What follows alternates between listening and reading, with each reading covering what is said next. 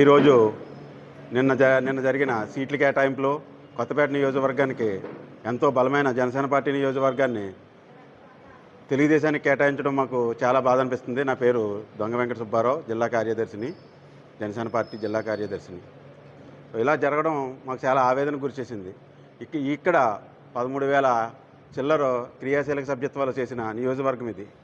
70,000 పైసలకు ఓటింగ్ మనకున్న జనసేన పార్టీకి ఉన్న నియోజకవర్గం ఇది. అటువంటి నియోజకవర్గాన్ని మరి తెలుగుదేశానికి ఇవ్వడం అంటే చాలా బాధాకరమైంది.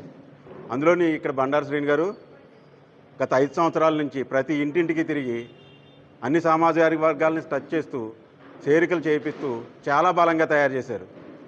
అది పవన్ కళ్యాణ్ గారు ఒకసారి పునరాలోచించి ఈ నియోజకవర్గాన్ని మళ్ళీ జనసేన పార్టీ కేటాయించేలాగా చంద్రబాబు నాయుడు గారిని ఒత్తిడి తీసుకురావాలని